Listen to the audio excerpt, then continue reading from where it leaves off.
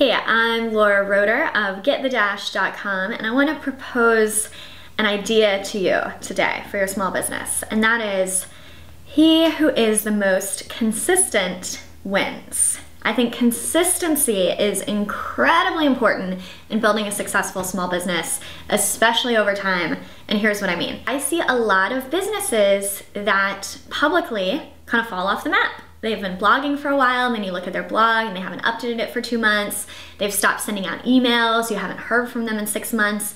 Sometimes these businesses actually have a lot going on behind the scenes, but from the customer's perspective, that relationship really decays. All the time that you're not communicating with your customers, you're losing that relationship with them, right? It's just like a friend that you used to talk to every day. All of a sudden you haven't heard from them for 6 months. You're not as close to them as people that you stay in touch with all the time.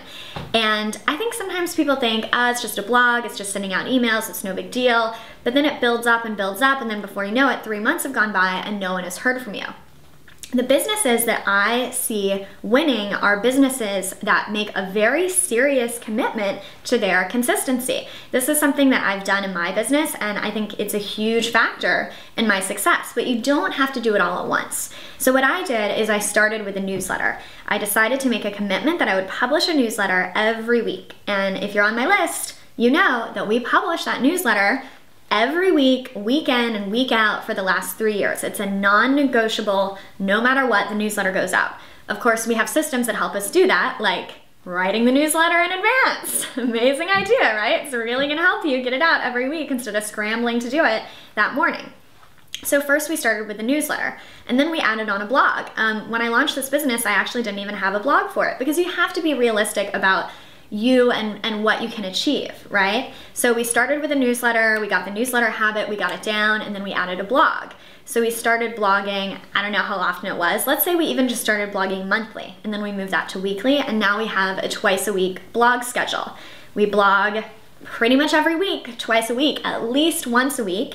And then after that, we added on webinars. Now we usually do a webinar every 2 weeks, sometimes once a month.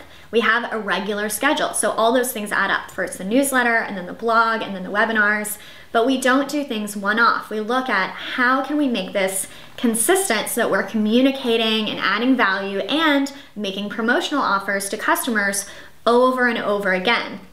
And of course, the more you can communicate with your customers, the more you can make offers to your customers, the more your business is going to grow, the better the relationship with your customers, and the more chances you have for more people, new people, to come in the funnel. If you're releasing a newsletter and a blog post and a webinar regularly, you're giving people a lot of opportunities to hear about your business.